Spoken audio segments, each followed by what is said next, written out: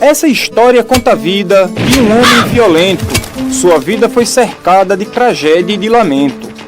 Ainda muito moço, viu sua família morrer. Dessa data em diante, prometeu não mais sofrer. Tornou-se cangaceiro, matador profissional, atirador de primeira, um bandido genial.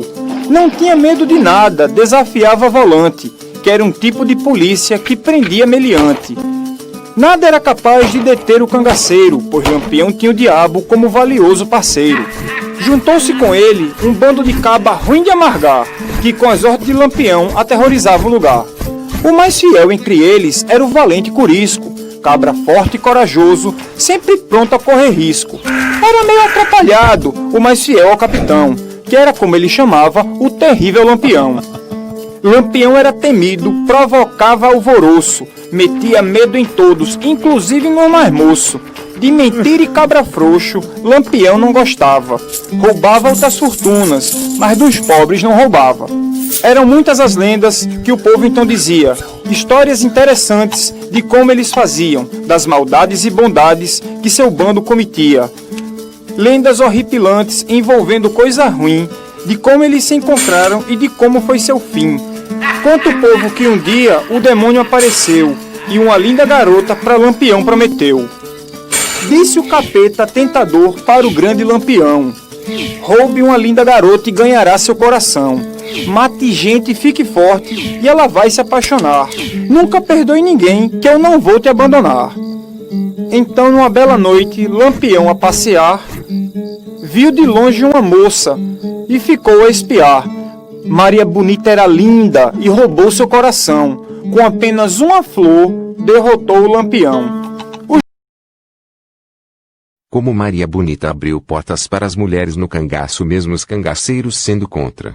Poucas vezes, no entanto, é lembrado que as mulheres fizeram parte do cangaço durante a última década de sua existência, a partir de aproximadamente 1930, passando a ser aceitas no bando a partir da entrada de Maria Gomes de Oliveira, chamada de Maria Bonita pela imprensa após sua morte. Ela era uma mulher separada, algo incomum naquele tempo, quando conheceu o líder do cangaço, Virgulino Ferreira da Silva, chamado Lampião. Após algum tempo de contato entre ambos e visitas do cangaceiro, a polícia foi informada e a família de Maria, ameaçada.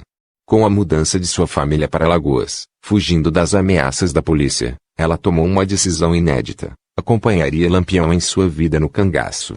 Quebrando a tradição do movimento, Lampião permitiu sua entrada e um precedente foi estabelecido, permitindo que outras tivessem uma alternativa de vida no bando. Estima-se que houveram mais de 60 mulheres nos grupos e subgrupos do cangaço.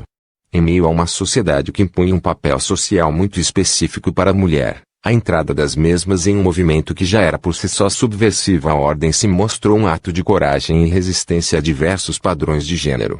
As cangaceiras eram sertanejas comuns, que viviam em sítios, e eram atraídas muitas vezes pela possibilidade de mudar seu destino, rompendo com a proposta de um casamento arranjado, da domesticidade, do papel exercido nas famílias e até da religiosidade. Muitas aprendiam a ler e escrever, por exemplo, atividade pouco comum para mulheres na época.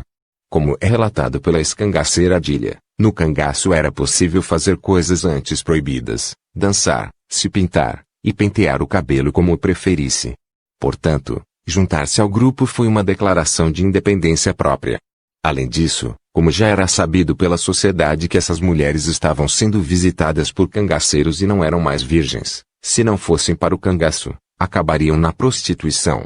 O autor Wagner G. Barreira contou ao site Aventuras na História que, no bando de Lampião, o sexo não era tão constante, homens cozinhavam e levavam roupas e as moças não eram mais que as companheiras dos cangaceiros. Foi o amor que mudou as relações entre homens e mulheres no cangaço. Antes de Maria Bonita e Lampião se apaixonarem, os nômades nordestinos conhecidos como cangaceiros não aceitavam moças no bando. Para eles, aquela não era vida para uma mulher, elas requeriam muito mais que poucos banhos e caminhadas longas no sertão. Quando o chefe do grupo decidiu que sua companheira entraria de vez para o cangaço, não havia argumento contrário possível, afinal, ele era quem mandava. Em vez de não se acostumarem à situação inédita, os outros cabras de Virgulino fizeram exatamente o contrário. Com a entrada de Maria Bonita para o bando, outras mulheres também a seguiram. Muitas vieram por vontade própria, tentando escapar da vida monótona da região e às vezes de seus maridos abusivos. Contudo, outras foram obrigadas, estupradas e sequestradas por homens do grupo. O cangaço era o clube do Bolinha, não tinha mulher. Na opinião dos cangaceiros da época, as mulheres atrapalhavam e tinham necessidades que eles não conseguiam atender, precisavam de mais tempo para ficarem paradas, engravidavam, conta o jornalista. Uma coronel pernambucano, responsável por colocar Lampião no cangaço, afirmava ainda que as moças dividiam o bando.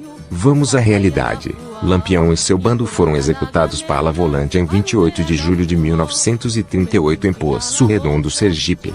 Poucos sabem, mas seu bando já vinham sofrendo baixas, sem contar que as intrigas dentro do bando já não era algo tão estranhos a se ocorrer. Tenho para mim que esses conflitos começaram com a inserção das mulheres no cangaço, pois agora já havia casos de adultérios e entregas estimuladas pelas próprias mulheres.